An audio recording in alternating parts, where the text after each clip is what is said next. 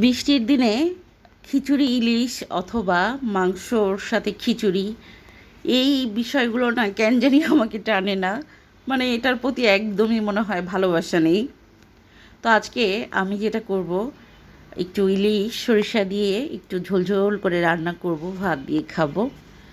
মাওয়া ঘাটের থেকে হাজব্যান্ড আমার জন্য নিয়ে আসছে, তো সেটা তো খুবই স্পেশাল করে একটু রান্না করতে হয়, তাই না?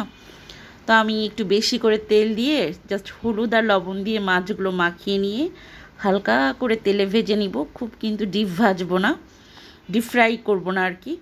তো এই তো হালকা করে ভেজে নিচ্ছি। আজকের যেরকম ওয়েদার, বৃষ্টি হচ্ছে বাইরে, এটার সাথে ইলিশটা কিন্তু ভীষণ যাচ্ছে। তো আমি তো খুব ইমোশনাল হয়ে যাচ্ছি। যদিও খিচুড়ি রান্না করব না, আমি ভাতের সাথেই আজ ইলিশ খাবো।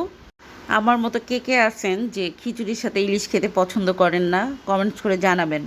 আমার এমনিতে ইলিশটা খুব প্রিয়, বাট খিচুড়ির সাথে কেন জানি খেতে ভালো লাগে না। তো আমি এখানে পেঁয়াজগুলো হালকা করে ভেজে নিয়ে রসুন পেস্ট আর সরিষা বাটাটা অ্যাড করে খুব ভালোভাবে কষিয়ে নিয়েছি, যাতে কোনো প্রকার র ফ্লেভার না থাকে। তারপর দিয়েছিলাম একটু সামান্য জিরা পেস্ট। মশলা টশলা কষিয়ে মাছগুলো আলতোভাবে একটু কষিয়ে নিয়ে দেন একটু ঝোলের পানি দিয়ে নামিয়ে নিচ্ছি। তো এই তো আমার রান্না কিন্তু ডান। একটু ফাইনাল লুক দেখিয়ে দিলাম।